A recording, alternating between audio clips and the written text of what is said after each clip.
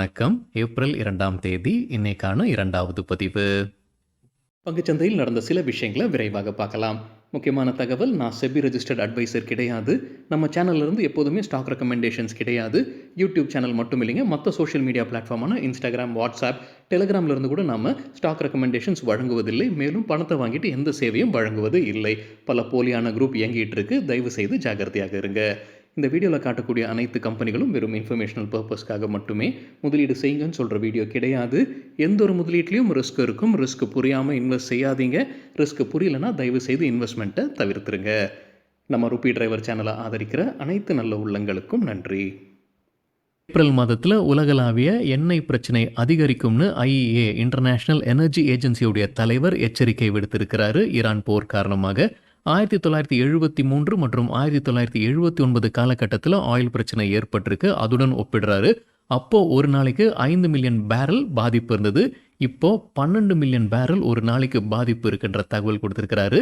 International energy ஏஜென்சியுடைய தலைவர் April மாதத்தில் இது அதிகரிக்கும்னு அவர் எச்சரிக்கை விடுத்திருக்கிறாரு. தகவல் நமக்கு கிடைத்தது NDTV-லிருந்து. ஈரான் போர் குறித்து அமெரிக்க அதிபர் டொனால்ட் ட்ரம்ப் இப்போ என்ன சொல்லியிருக்கிறாரு? நம்ம முன்ன பார்த்துருந்தோங்க, 2 வாரம் போர் இருக்கும்னு சொல்லியிருந்தாரு. பேச்சுவார்த்தை நல்லபடியாக போய்கிட்டு இருக்குன்னு சொன்னார். ஆனால் இப்போ சொல்லியிருப்பது 3 வாரம் போர் போகும், பெரிய அளவில் தாக்குதல் ஈரான் மீது இருக்க போகிறதாக சொல்லியிருக்கிறாரு. ஈரானை கற்காலத்தையே கொண்டு போக இருக்கிறாருன்னு சொல்லியிருக்கிறாரு அமெரிக்க அதிபர் டொனால்ட் ட்ரம்ப். யாருக்கெல்லாம் என்ன வேணுமோ அவங்கெல்லாம் அமெரிக்கா கிட்டேருந்து வாங்கிக்கோங்க, அல்லது ஸ்ட்ரெயிட் ஆஃப் ஹார்மஸ்க்கு நீங்களே நேரடியாக போய் எடுத்துக்கோங்க அப்படின்னு சொல்லியிருக்கிறாரு. அதாவது ஸ்ட்ரெயிட் ஆஃப் ஹார்மஸ் பொறுப்பில் அவர் விலக பார்க்குறாரு. அதே நேரத்தில் எண்ணெயை விற்பனை செய்ய முயற்சி செய்துக்கிட்டு இருக்கிறாரு. அமெரிக்காவில் இருக்கக்கூடிய எண்ணெயை விற்பனை செய்ய முயற்சி செய்துக்கிட்டு இருக்கிறாரு. இந்தியாவுடைய ரேட்டிங்கை நொமுரா டவுன்கிரேட் பண்ணியிருக்கிறாங்க. முன்ன சொல்லியிருந்தது ஓவர் வெயிட் ரேட்டிங், இப்போ நியூட்ரலாக டவுன்கிரேட் பண்ணியிருக்கிறாங்க. நிஃப்டி 50 உடைய டார்கெட்டும் குறைச்சிருக்கிறாங்க. டிசம்பர் மாதத்திற்கு, அதை இந்த ஆண்டு இறுதியான டார்கெட் 24,500. முன்ன சொன்னது 29,300. இப்போ 22,200 பக்கத்தில் ட்ரேட் ஆகிட்டு இருக்கு நிஃப்டி. அதுடன் ஒப்பிடும்போது 10% அதிகரிக்கும்னு எதிர்பார்க்குறாங்க Nomura. Year and target 24,500 Nifty 50க்கு. நிஃப்டி 50 இன்னைக்கு ஒரு பெரிய வீழ்ச்சியை பார்த்துருந்ததுங்க. இன்ட்ராடேல 2.2% விழுந்தது. பேங்க் நிஃப்டியும் பெரிய வீழ்ச்சியை பார்த்துருந்தது. 3% வீழ்ச்சியை பார்த்துருந்துருக்கு இன்னைக்கு. டிவிஎஸ் மோட்டார் கம்பெனி அவங்களுடைய மார்ச் மாதத்திற்கான சேல்ஸ் டேட்டாவை வெளியிட்டிருக்கிறாங்க. ஒட்டுமொத்த சேல்ஸ் 5.2 லட்சம் units. Year on year compare பண்ணும்போது 25% அதிகரிச்சிருக்கு. நிதியாண்டு 2026 பிஸ்னஸ் அப்டேட்டில் ஒட்டுமொத்த சேல்ஸ் 58.89 லட்சம் units. Year on year compare பண்ணும்போது 24% அதிகரித்தது. சுந்தரம் கிளேட்டன் குறித்து எக்கனாமிக் டைம்ஸ்லேருந்து கிடைத்த ஒரு தகவல். டிவிஎஸ் மோட்டார்ஸுடைய ஹோல்டிங் கம்பெனி தான் சுந்தரம் கிளேட்டன். கிட்டத்தட்ட 50% ஸ்டேக் வைத்திருக்கிறாங்கன்னு நினைக்கிறாங்க. டிவிஎஸ் குரூப்பில் அவங்களுடைய குடும்பத்தில் பிரச்சனை ஏற்பட்டிருக்குன்னு எக்கனாமிக் டைம்ஸில் சொல்லியிருக்கிறாங்க. மகள் மற்றும் தந்தை இடையே பிரச்சனை. அப்பா தான் வேணு ஸ்ரீனிவாசன் சேர்மனாக இருக்கிறாரு. மகள் லக்ஷ்மி வேணு மேனேஜிங் டைரக்டராக இருக்கிறாங்க. அவங்க 2 பேரிடையே பிரச்சனை ஏற்பட்டிருக்குன்னு எக்கனாமிக் டைம்ஸில் தகவல் கொடுத்துருக்காங்க. குறிப்பிட்ட ஒரு விஷயம் என்ன சொல்லியிருக்கிறாங்கன்னா, இந்த நிறுவனத்துடைய கம்பெனி செக்ரட்டரியாக இருந்த தேவ்கிருஷ்ணன் ராஜினாமா செய்திருந்திருக்கிறாரு. லக்ஷ்மி வேணு தான் அவங்கள நீக்கி இருக்கிறாங்கன்ற ஒரு பேச்சு இருந்துகிட்டு இருக்கு. ஆனால் இப்போ போர்டு அந்த முடிவை மறுபரிசீலனை செய்து தேவ்கிருஷ்ணனை மறுபடியும் பதவியில் அமர்த்துவது குறித்து யோசிச்சுக்கிட்டு இருக்கிறாங்கன்னு எக்கனாமிக் டைம்ஸில் அப்டேட் கொடுத்துருக்குறாங்க. மஹிந்திரா அண்ட் மஹிந்திரா எலக்ட்ரிக் வாகனம் சேல்ஸில் முன்னேறி இருக்கிறாங்கன்னு எக்கனாமிக் டைம்ஸில் அப்டேட் கொடுத்துருக்காங்க. JSW-MG மோட்டரை பின்னுக்கு தள்ளி 2வது இடத்த பிடிச்சிருக்கிறாங்க. இது மார்ச் மாதத்துடைய ரெஜிஸ்ட்ரேஷன் டேட்டா பொறுத்து, வாகனில் இருக்கக்கூடிய ரெஜிஸ்ட்ரேஷன் டேட்டா பொறுத்து 2வது இடத்துல மஹிந்திரா அண்ட் மஹிந்திரா இருக்கிறாங்க. எலக்ட்ரிக் வாகனம் சேல்ஸ் மார்ச் மாதத்தின் அடிப்படையில் எவ்வளோ விற்பனை செய்திருக்கிறாங்க? 5,217 யூனிட்ஸ். இயர் ஆன் இயர் 141% அதிகரித்தது. 3வது இடத்துல JSW-MG மோட்டார்ஸ் இருக்கிறாங்க. 5,113 யூனிட்ஸ். பெரிய அளவில் வித்தியாசம் கிடையாதுங்க. இயர் ஆன் இயர் 21% அதிகரித்தது JSW-MG மோட்டார்ஸ். முதல் இடத்துல டாடா மோட்டார்ஸ் தான் இருக்கிறாங்க. 8,224 எலக்ட்ரிக் வாகனங்களை விற்பனை செய்திருக்கிறாங்க மார்ச் மாதத்தில். அது இயர் ஆன் இயர் கம்பேர் பண்ணும்போது 65% அதிகரித்தது. டாடா பவர் குறித்து எக்கனாமிக் டைம்ஸ்லேருந்து கிடைத்த ஒரு தகவல் நம்ம முன்னவே செய்தி பார்த்துருந்தோங்க. குஜராத் அரசுடன் அவங்க ஒரு ஒப்பந்தத்தில் வந்திருக்கிறாங்க. முந்த்ரா தெர்மல் பவர் பிளான்ட்டை இயக்க இருக்கிறாங்க. 9 மாதமாக அது மூடி இருந்தது. 9 மாதத்தில் 1000 கோடி ரூபாய் இழப்பீடு இருந்தது டாடா பவருக்குன்ற செய்தியும் நம்ம பார்த்துருந்தோம். இப்போ எக்கனாமிக் டைம்ஸில் என்ன அப்டேட் கொடுத்துருக்காங்கன்னா, ஆப்ரேஷன்ஸை துவங்கி இருக்கிறாங்க. 4150 மெகாவாட் கொண்ட இந்த முந்த்ரா தெர்மல் பவர் பிளான்ட்டில் ஆப்ரேஷன்ஸை டாடா பவர் துவங்கி இருக்கிறாங்க. இங்கேருந்து உற்பத்தி ஆகக்கூடிய மின்சாரத்தை எங்கெல்லாம் கொண்டு சொல்கிறாங்கன்னா, குஜராத், மகாராஷ்டிரா, ராஜஸ்தான், பஞ்சாப் மற்றும் ஹரியானாக்கு சப்ளை பண்ணுறாங்க டாடா பவர். டாடா ஸ்டீலுக்கு ஆனந்த் ரத்தி ரேட்டிங்கை அப்கிரேட் பண்ணியிருக்கிறாங்க. அப்கிரேடுக்கு பிறகு பை ரேட்டிங் எதிர்பார்க்குற டார்கெட் 240. இப்போ 188 பக்கத்தில் ட்ரேட் ஆகிட்டு இருக்கு டாடா ஸ்டீல். டிஃபென்ஸ் செக்டர் குறித்தான ஒரு செய்தி மணி கண்ட்ரோல்லேருந்து கிடைத்தது. நிதியாண்டு 2026 இந்தியாவுடைய டிஃபென்ஸ் எக்ஸ்போர்ட் ரெக்கார்ட் ஹையை எட்டியிருக்கு. 38,424 கோடி ரூபாய். இயர் ஆன் இயர் கம்பேர் பண்ணும்போது 62.6% அதிகரிச்சிருக்கு. ஃபார்மா செக்டர் பெரிய வீழ்ச்சியை பார்த்துருக்கு. இன்றைக்கி பொதுவாகவே மார்க்கெட் ரெட்டில் தான் இருந்திருக்குங்க. அனைத்து இண்டெக்ஸும் நிஃப்டியில் மன்னிக்கும் என்எஸ்சியில் ரெட்டில் தான் ட்ரேட் ஆகிட்டு இருந்தது. நிஃப்டி ஃபார்மா கிட்டத்தட்ட 4% இன்ட்ராடியில் வீழ்ச்சியை பார்த்துருக்கு. இன்ட்ராடின்னு சொல்லும்போது நம்ம 11:30 மணி அளவில் எடுக்கப்பட்ட டேட்டா. என்ன அப்டேட் மணி கண்ட்ரோலில் சொல்லியிருக்கிறாங்க ஃபார்மா செக்டர் குறித்துனா, ட்ரம்ப் புதிதாக வரி விதிக்க இருக்கிறாரு. எந்தெந்த நிறுவனங்கள் அரசுடன் ஒரு ஒப்பந்தத்தில் வரலையோ அந்தந்த நிறுவனங்கள் மீது இப்போ வரி விதிக்க இருக்கிறாரு. இது குறிப்பாக ஃபார்மா செக்டருக்குன்ற தகவல் மணி கண்ட்ரோலில் கொடுத்துருக்குறாங்க. இன்றைக்கு அது குறித்தான தகவல் அரசு வெளியிடுவாங்க, யூஎஸ்ஏ அரசு வெளியிடுவாங்கன்ற எதிர்பார்ப்பு. இந்திய ரூபாயின் மதிப்பு US டாலருக்கு நிகராக இன்றைக்கி க்ரீனில் ஓப்பன் ஆகிருக்குங்க. பெரும்பாலும் ரெட்டில் தான் இன்றைக்கி மார்க்கெட் எல்லாமே இருந்தது. ஆனால் இந்திய ரூபாயின் மதிப்பு இன்றைக்கி க்ரீனில் ஓப்பன் ஆகியிருக்கு. 1.3%. இதுவும் காலையில் ஓப்பனிங் டைம்லங்க 130 பைசா க்ரீனில் ஓப்பன் ஆகிருக்கு. தகவல் கிடைத்தது மணி கண்ட்ரோல்லேருந்து. சாய் பேரண்டல்ஸ் IPO முடிஞ்சு இன்றைக்கி லிஸ்ட் ஆனது. 2% கூடுதலாக லிஸ்ட் ஆகிருக்கின்ற தகவல் மணி கண்ட்ரோலில் கொடுத்துருக்குறாங்க. மார்க்கெட் பொதுவாக ரெட் இருந்தாலும் இந்த IPO முடிஞ்சது லிஸ்டான கம்பெனி க்ரீனில் ஆயிருக்கு சாய் பேரண்டரல். மற்றொரு நிறுவனம் அமிர்சந்த் ஜெகதீஷ்குமார் IPO முடிஞ்சு இன்றைக்கி லிஸ்ட் ஆனது. அவங்களுக்கு அந்த லக்கில் 6% டிஸ்கவுண்ட்டில் லிஸ்ட் ஆகியிருக்கு NSEயில். பாஷ் நிறுவனம் தரப்பில் வந்து அப்டேட் இருக்குது. ஏப்ரல் 8 ஃபண்ட் ரைசிங் குறித்து முடிவெடுக்க இருக்கிறாங்க. ப்ரிஃபரன்ஷியல் ஷேர் வழியாக ஃபண்ட் ரைசிங் நடத்துவதற்கான வாய்ப்புகள் இருக்குது. சிமெண்ட் செக்டர் குறித்து டேம் கேபிட்டல் ஒரு ரிப்போர்ட் வெளியிட்டிருக்கிறாங்க. அவங்களுக்கு பிடித்த ஸ்டாக்ஸ் என்ன, எதற்காகன்ற ரீசன்ஸ் எல்லாமே சொல்லியிருக்கிறாங்க. பொதுவாகவே சிமெண்ட் செக்டரில் அவங்க பாசிட்டிவாக இருக்கிறாங்க. அவங்க சொல்லியிருக்கக்கூடிய 2 காரணங்கள் என்னென்னா, ஒரு பேக்குடைய விலை அவங்க உயர்த்த இருக்கிறாங்க. பெரும்பாலான சிமெண்ட் கம்பெனிகள் 30 50 ரூபாய் விலை ஏற்றுவதற்கான வாய்ப்புகள் இருக்குன்னு டேம் கேபிட்டல் சொல்லியிருக்கிறாங்க. அதற்கு முக்கிய காரணம் ஈரான் போர் காரணமாக ஏற்பட்ட இன்புட் ரா மெட்டீரியல்ஸ் உடைய காஸ்ட், பேக்கேஜிங் காஸ்ட் எல்லாமே அதிகரிக்கிறதுனால சிமெண்ட் கம்பெனிகளும் அவங்களுடைய விலையை உயர்த்துவாங்கன்ற எதிர்பார்ப்பு. 30 50 ரூபாய் ஒரு பேகுக்கு அவங்க உயர்த்துவதற்கான வாய்ப்பு இருக்குது.